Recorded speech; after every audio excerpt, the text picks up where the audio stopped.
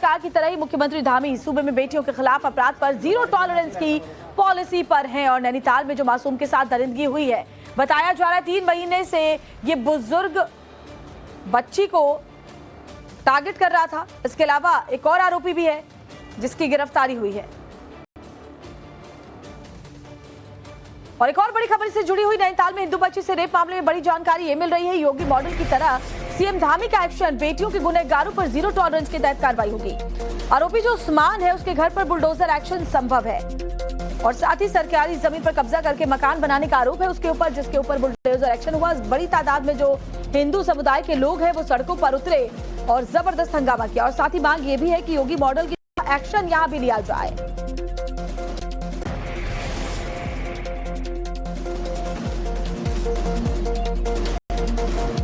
को शर्मसार करने वाले बुजुर्ग उस्मान का घर पर अब नोटिस जारी हो गया है। नगर पालिका ने एक नोटिस जारी किया है।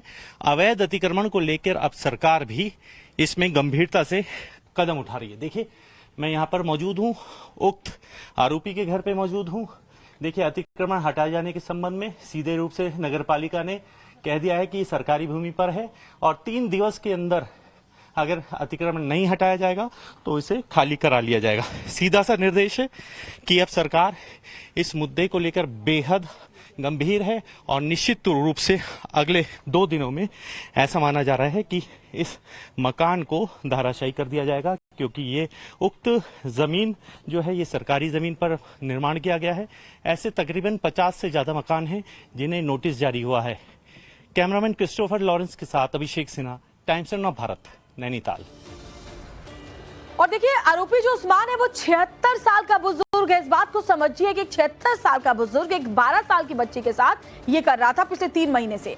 अब जो आरोपी उस्मान है उसके घर पर बुलडोजर एक्शन को लेकर नवभारत संवाददाता ने नैनीताल के एडीएम से खास बातचीत की।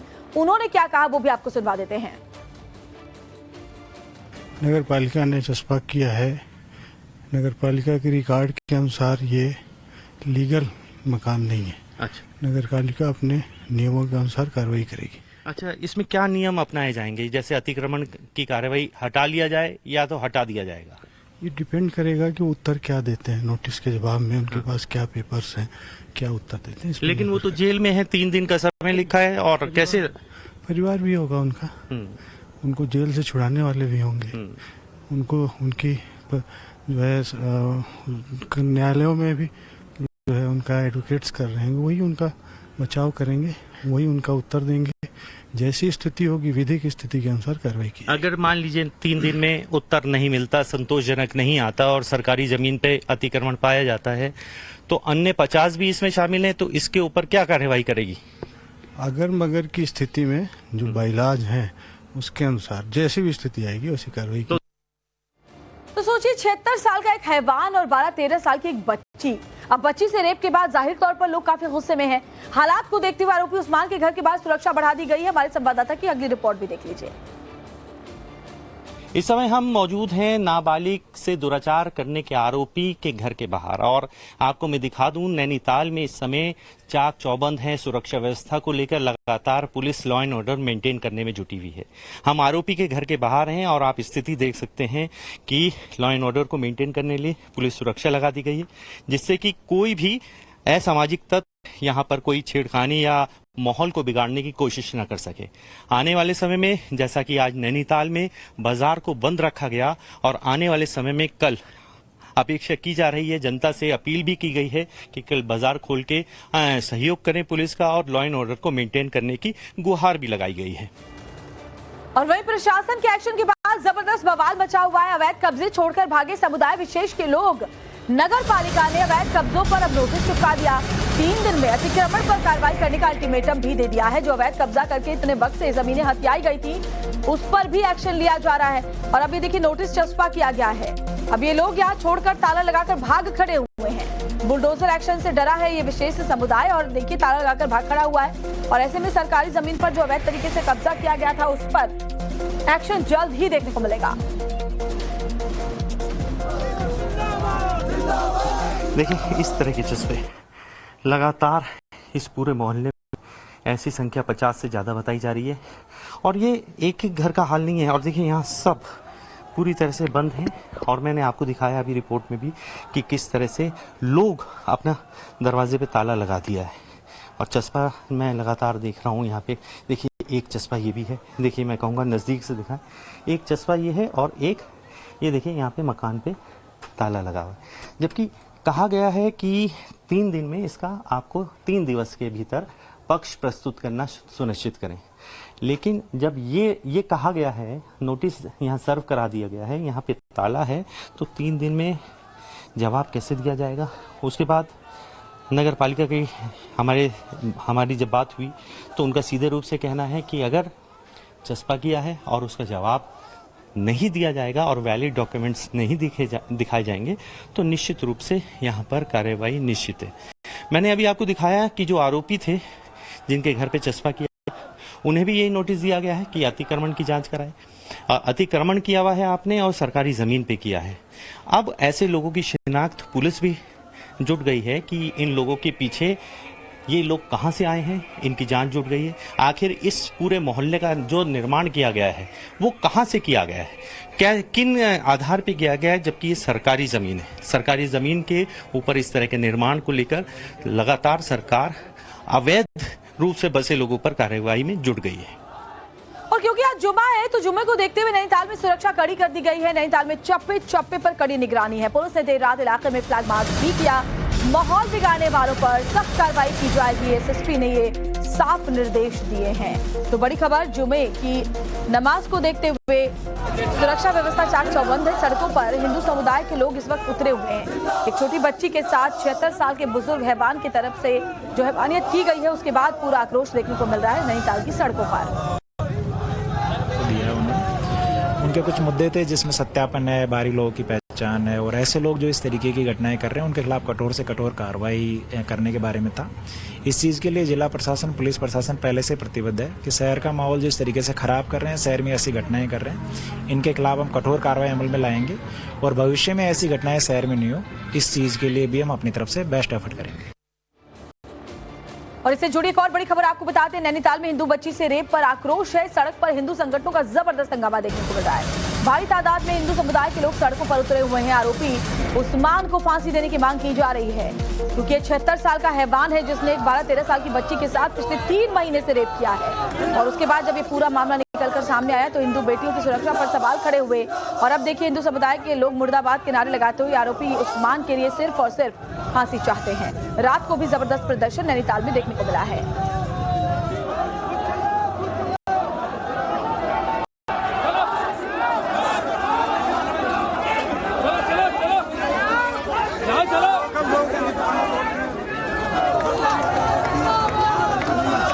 और चलिए अब आपको एक बार ग्राफिक्स के जरिए इस पूरे मामले के बारे में जानकारी देते हैं। तो नैनीताल को जला देने वाली एक जो घटना है वो मासूम से दरिंदगी की घटना है। 12 अप्रैल को इस घटना को अंजाम दिया गया था। 14 साल की जो बच्ची है वो बाजार से अपने घर लौट रही थी। आरोपी उस्मान ने मासूम को लालच देकर जबरन गाड़ी में खींच लिया। इस दौरान आरोपी ने बच्ची को 200 के नोट का लालच दिया। बच्ची कुछ समझ नहीं पाई। गाड़ी में खींचकर चाकू की नोक पर आरोपी ने मासूम से दरिंदगी की वारदात को अंजाम दिया, जिसके बाद दुष्कर्म से सहमी बच्ची कुछ दिन तक तो चुप रही, लेकिन आखिरकार उसने अपनी बहन के सामने इस घटना का खुलासा किया, जिसके बाद परिवार ने फौरन थाने जाकर मामला दर्ज करवाया। वहीं मामला दर्ज होने के बाद से नैनीताल धधक उठा। हिंदू संगठनों ने आरोपी के खिलाफ फांसी की सजा की मांग करते हुए सड़कों पर जमकर हंगामा काटा है। हम इस समय नैनीताल में हैं और गांधी चौक इसे बोला जाता है और मैं इस समय यहाँ पर बहुत सारी नैनीताल की महिलाएं इकट्ठा हुई हैं। इकट्ठा होने की वजह यह है कि उनकी सुरक्षा को लेकर क्या बातें हो रही हैं और क्या सुरक्षा को लेकर चाक चौबंद स्थिति है। लॉ एंड ऑर्डर्स को लेकर बात करने के लिए हमारे साथ मौजूद हैं। यहाँ पर क्या चाहती हैं आप और किस मांग को लेकर आप यहाँ इकट्ठा हुए? सर, मेरा मेन टॉपिक यही है कि यहाँ जो मेन मुद्दा था वो लड़की के लिए था। जो 12 वर्षीय लड़की थी उसका मुद्दा था कि उसके साथ रेप किया गया। कल उसके लिए आवाज उठानी चाहिए थी पर किसी ने नहीं उठाई और उसको एक धर्म की आड़ दे दी। तो हमारा मेन मुद्दा यही है कि आज हम सारी जितनी भी गर्ल्स हैं, लेडीज हैं, हम ये नहीं कह सकते कि हम आज यहाँ नैनीताल में सेफ हैं, क्योंकि कल जितना क्राउड था उस क्राउड को देखकर भी हम नहीं कह सकते कि हम सेफ हैं। कोई मुस्लिम गर्ल है वो नहीं कह सकती कि एज अ मुस्लिम मैं सेफ हूँ।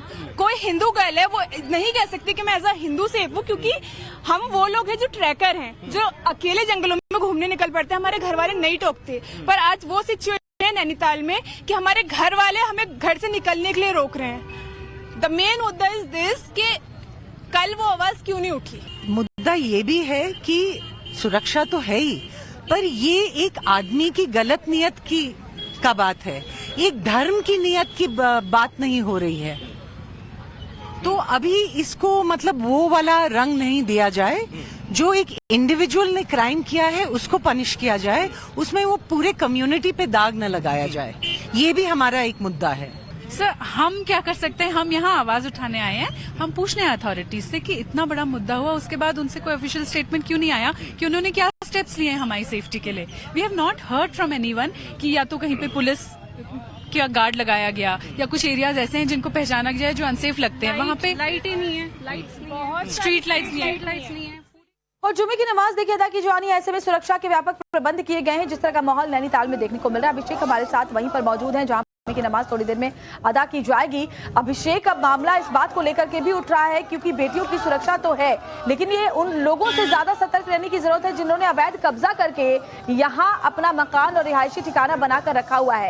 ऐसे लोगों को चिन्हित करके बाहर निकालने और बेटियों की सुरक्षा सुनिश्चित करने की मांग उठाई जा रही है। जरा दिखाइए वहां पर क्या सिक्योरिटी के इंतजाम है आज।